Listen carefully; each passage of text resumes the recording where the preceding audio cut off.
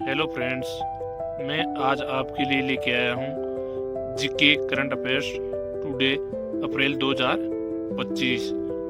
अगर आपने अभी तक चैनल को सब्सक्राइब नहीं किया है तो प्लीज़ सब्सक्राइब करें, शेयर करें और कमेंट करें। तो चलो हम शुरू करते हैं आज का करंट अफेयर्स। क्वेश्चन नंबर 1, एक दुर्लभ लंबी नाक वाला सांप किस टाइगर रिजर्व में फिर से खोजा गया है? ऑप्शन 1 दुधवा टाइगर रिजर्व है, ऑप्शन 2 बांदीपुर टाइगर रिजर्व है, ऑप्शन 3 कान्हा टाइगर रिजर्व है, ऑप्शन 4 कॉर्बेट टाइगर रिजर्व है। तो हमारा सही आंसर होगा ऑप्शन 1 दुधवा टाइगर रिजर्व में दुर्लभ लंबी नाक वाला सांप खोजा गया। तो इस टाइगर रिजर्व के बारे में थोड़ा बताता हूँ मैं, और सांप के बारे में भी। नोट: हाल ही में एक दुर्लभ लंबी नाक वाला बेल सांप जिसे आइटोलालोंग गिर ऑस्ट्रिच कहते हैं, हाल ही में दुधवा टाइगर रिजर्व उत्तर प्रदेश में गेंदे की रिहाई के दौरान फिर से खोजा गया। यह उत्तर प्रदेश में पहली बार और भारत में दूसरी बार देखा गया है। पहली बार वाल्मीकि टाइगर रिजर्व बिहार में देखा गया था। इस सांप का सामान्य निवास स्थान दक्षिण पूर्व एशिया है और इसे पहले उड़ीसा के कुछ हिस्सों में भी देखा गया था। कोलबुर्डी परिवार का हिस्सा है। यह सांप किस परिवार का हिस्सा है?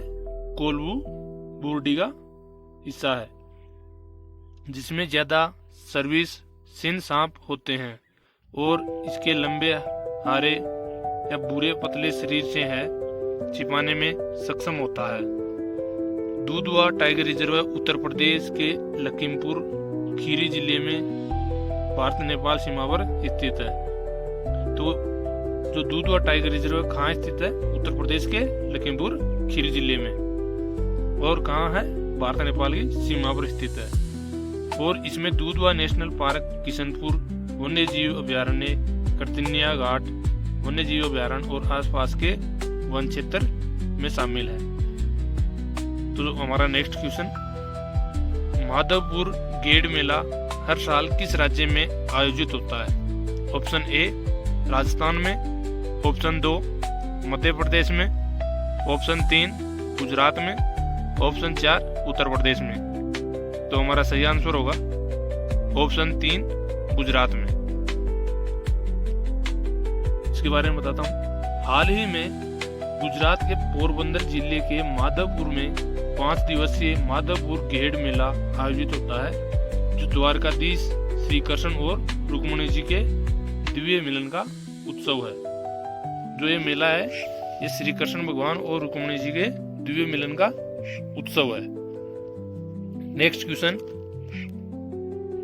हाल ही में खबरों में देखी गई रिवर ब्लाइंडनेस किस एजेंट के कारण होने वाली एक विकसित उष्णकटिबंधीय बीमारी है? ऑप्शन 1 बैक्टीरिया द्वारा, ऑप्शन 2 परजीवी द्वारा, ऑप्शन 3 वायरस द्वारा, ऑप्शन 4 फंगस द्वारा। तो हमारा सही आंसर होगा ऑप्शन 2 परजीवी द्वारा उष्णकटिबंधीय बीमारी होती है। परजीवी के बारे में और इस कटिबंधीय बीमारी के बारे में थोड़ा बताता हूँ। हाल ही में भारतीय प्राणी सर्वेक्षण के एक नए अध्ययन ने डीऑक्सी न्यूक्लिक एसिड बारकोडिंग का उपयोग करके रिवर ब्लाइंडनेस फैलाने वाली ब्लैक फ्लाई प्रजातियों की सही पहचान की है। किस प्रजाति की?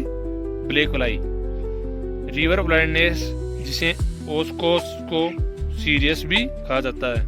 रिवर ब्लाइंडनेस का दूसरा नाम क्या है? ओक्सको सीरियस। नेक्स्ट क्वेश्चन, क्षेत्रीय ग्रामीण बैंकों के विलय के लिए भारतीय सरकार द्वारा शुरू की गई नई नीति का नाम क्या है? Option 1 one nation one bank, option 2 ग्रामीण ऋण कार्यक्रम, option 3 one state one RRB, option 4 Bharat banking सुधार। तो हमारा सही आंसर होगा option 3 one state one RRB। इसके बारे में वन स्टेट वन आरआरबी के बारे में बताता हूँ थोड़ा। हाल ही में वित्त मंत्रालय वन स्टेट वन क्षेत्रीय ग्रामीण बैंक नीति शुरू कर रहा है, जिसे आरआरबी की संख्या 43 घटाकर 28 की जा रही है, ताकि दक्षता बढ़ाई जा सके और लागत कम हो सके। 1976 के क्षेत्रीय ग्रामीण बैंक अधिनियम के तहत किसानों, कार्यक्रम और श्रमिकों के लिए ग्रामीण ऋण समर्थन के लिए बनाया गया था। नेक्स्ट क्वेश्चन, हितेश गुलिया ने ब्राजील में विश्व मुक्केबाजी कप 2025 में कौन सा पदक जीता? ऑप्शन 1 स्वर्ण पदक, ऑप्शन 2 रजत पदक, ऑप्शन 3 ब्रॉन्ज पदक, ऑप्शन 4 इनमें से कोई नहीं। तो हमारा सही आंसर होगा ऑप्शन 1 स्वर्ण पदक। नेक्स्ट क्वेश्चन, नेक्स्ट नहीं इसी के बारे में थोड़ा बताता हूँ कब लिया कैसे है। भारत के हिट्स गुलिया ने ब्राजील के फोज दो इगुआसू में आयोजित विश्व मुक्केबाजी कप 2025 में पुरुषों के 70 किलोग्राम वर्ग में स्वर्ण पदक जीता। कितने केजी में जीता? 70 केजी में। उन्होंने फाइनल मैच में इंग्लैंड के उडेल कैमरा को हराया। फाइनल में किसको हराया था? इंग्लैंड के उडेल कैमरा को हराया। भारतीय मुक्केबाज अविनाश जामवाल ने पुरुषों के 65 केजी वर्ग में रजत पदक जीता, जब वे ब्राजील के यूरी रिस्क से 5 के स्कोर से हार गए। इससे पहले मनीष राठौर ने पुरुषों के 55 केजी वर्ग में कांस्य पदक जीता और अंतर्राष्ट्रीय टूर्नामेंट में भारत की पदक तालिका में योगदान दिया। नेक्स्ट क्वेश्चन, समाचारों में देखा गया सीमाग्लूटिड मुख्य रूप से किस बीमारी के इलाज के लिए उपयोग की जाने वाली दवा है? Option 1 diabetes, option 2 chicken pox, option 3 TB, option 4 rubella. तो हमारा सही आंसर होगा ऑप्शन 1 डायबिटीज। सीमाग्लूट मुख्य रूप से की जाती होती है, इसके कारण डायबिटीज होती है। नेक्स्ट क्वेश्चन, किस संस्था ने विदेशी शैक्षणिक संस्थानों से प्राप्त योग्यता की मान्यता और समकक्षता प्रदान करने के विनियम में 2025 को अधिसूचित किया है? ऑप्शन 1 नीति आयोग को, ऑप्शन 2 विश्वविद्यालय अनुदान आयोग को, ऑप्शन 3 अखिल भारतीय तकनीकी शिक्षा परिषद को, ऑप्शन 4 भारतीय माध्यमिक शिक्षा प्रमाण पत्र को। तो हमारा सही आंसर होगा ऑप्शन 2 विश्वविद्यालय अनुदान आयोग को अधिसूचित किया है। नेक्स्ट क्वेश्चन, किस राज्य ने नोले गुरेर संदेश और बरईपुर अमरूद के लिए भौगोलिक संकेत जीआई टैग प्राप्त किया? ऑप्शन 1 मिजोरम ने, ऑप्शन 2 असम ने, ऑप्शन 3 पश्चिम बंगाल ने, ऑप्शन 4 नागालैंड ने। तो हमारा सही आंसर होगा ऑप्शन 3 पश्चिम बंगाल ने। पश्चिम बंगाल को 7 पारंपरिक उत्पादन के लिए भौगोलिक संकेत टैग प्राप्त हुए हैं। कितने टैग प्राप्त हुए हैं? 7 भौगोलिक टैग प्राप्त हुए हैं, जिनमें प्रसिद्ध नोले गुरेर संदेश और बरईपुर अमरूद शामिल है।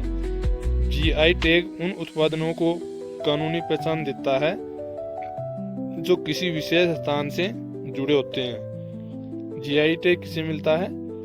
जो कानूनी पहचान देता हो और जिस सांस्कृतिक पहचान को सुरक्षित करता हो और निर्यात को बढ़ाने में मदद करता हो। Next question, Fredericton sand master award प्राप्त करने वाले पहले भारतीय कौन बने? Option 1 Ankan Mitra, option 2 Mrinalini Mukherjee, option 3 Sudarshan Pattnaik, option 4 Ashwini Bhatt. तो हमारा सही आंसर होगा option 3 Sudarshan Pattnaik.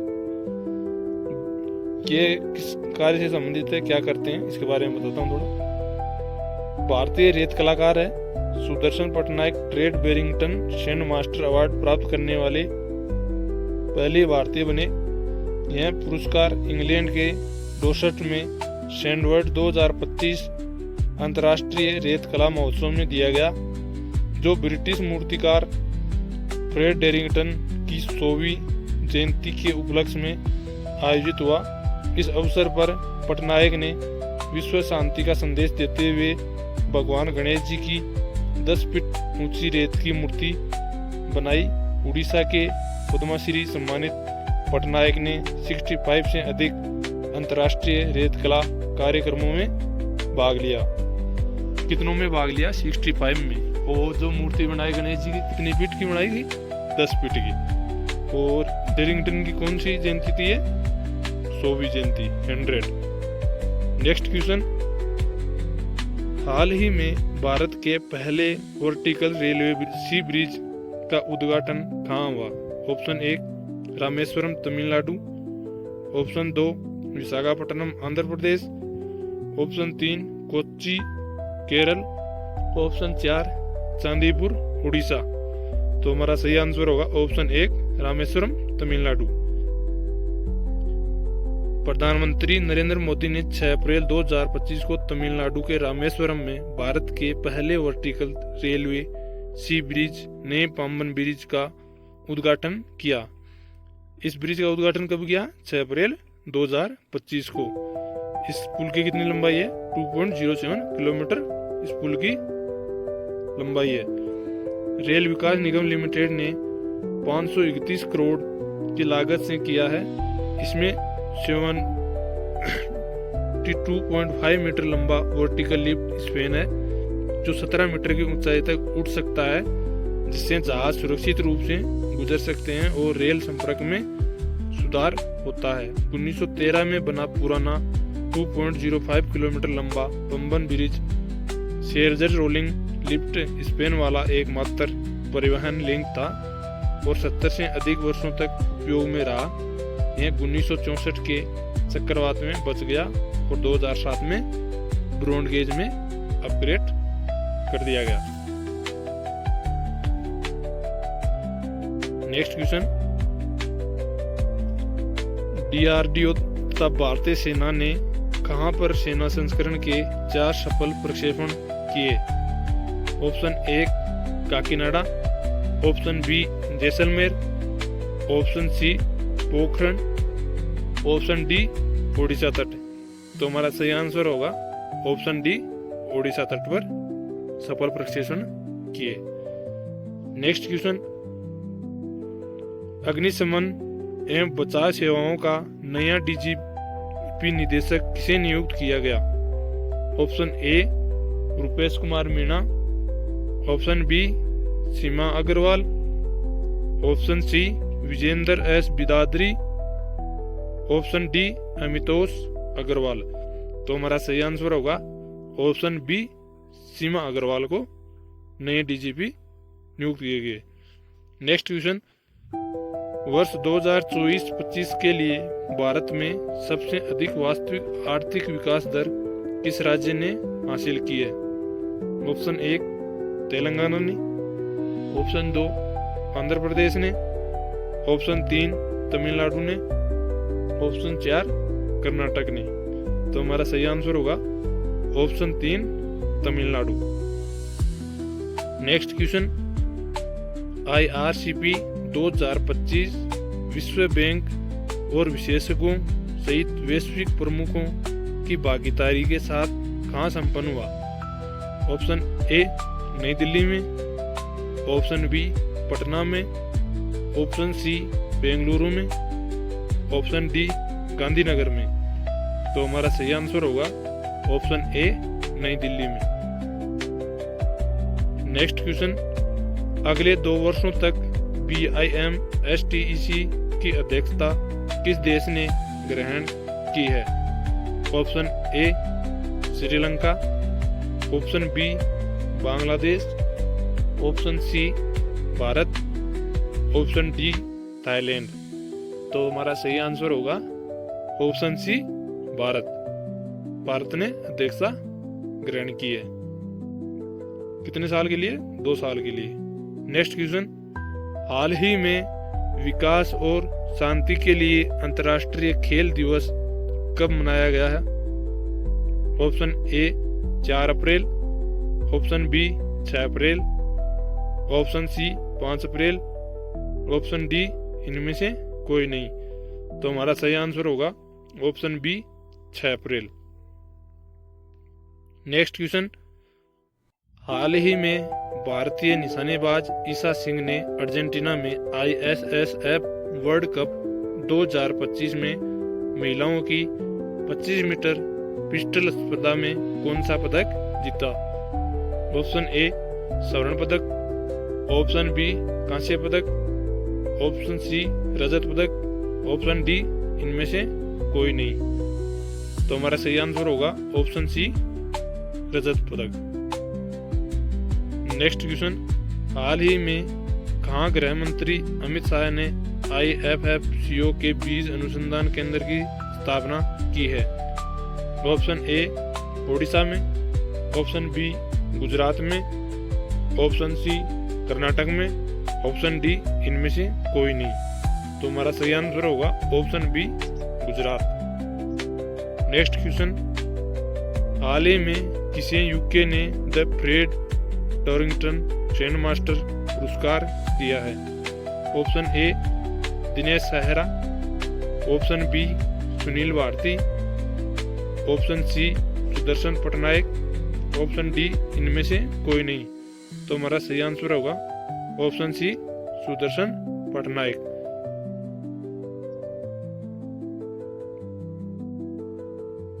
Next question, हाल ही में DRDO और भारतीय सेना ने कहाँ MRSAM के 4 सफल परीक्षण किए? ऑप्शन ए गोवा में, ऑप्शन बी गुजरात में, ऑप्शन सी राजस्थान में, ऑप्शन डी उड़ीसा में। तो हमारा सही आंसर होगा ऑप्शन डी उड़ीसा में। नेक्स्ट क्वेश्चन, हाल ही में किस देश ने भारत पाकिस्तान सहित 14 देशों पर वीजा बैन लगाया है? Option A Finland, option B Greece, option C Saudi Arab, option D इनमें से कोई नहीं। तो हमारा सही आंसर होगा option A Finland. Next question, Bharat की राष्ट्रीय आय का मुख्य स्रोत है, यानी कि मुख्य स्रोत क्या है? ऑप्शन ए उद्योग, ऑप्शन बी कृषि, ऑप्शन सी जंगल, ऑप्शन डी विदेशी व्यापार। तो हमारा सही आंसर होगा ऑप्शन बी कृषि। कृषि भारत एक कृषि प्रधान देश है। नेक्स्ट क्वेश्चन, भारत में राष्ट्रीय आय की गणना में एक समस्या है। ऑप्शन ए अल्प रोजगार, ऑप्शन बी मुद्रास्फीति, ऑप्शन सी बचत का निम्न स्तर, ऑप्शन डी असंगठित क्षेत्र। तो हमारा सही आंसर होगा ऑप्शन डी असंगठित क्षेत्र। नेक्स्ट क्वेश्चन, भारत में राष्ट्रीय आय समकंकों का आकलन किसके द्वारा किया जाता है? ऑप्शन ए योजना आयोग द्वारा, ऑप्शन बी भारतीय रिजर्व बैंक द्वारा, ऑप्शन सी वित्त मंत्रालय द्वारा, ऑप्शन डी केंद्रीय सांख्यिकी संगठन द्वारा। तो हमारा सही आंसर होगा ऑप्शन डी केंद्रीय सांख्यिकी संगठन द्वारा। नेक्स्ट क्वेश्चन, आर्थिक विकास का सबसे अच्छा सूचकांक किसके द्वारा प्रदान किया जा सकता है? ऑप्शन ए मौजूदा कीमतों पर राष्ट्रीय आय में वृद्धि, ऑप्शन बी प्रति वर्ष प्रति व्यक्ति वास्तविक आय में वृद्धि, ऑप्शन सी बचत अनुपात में वृद्धि, ऑप्शन डी भुगतान शेष की स्थिति में सुधार।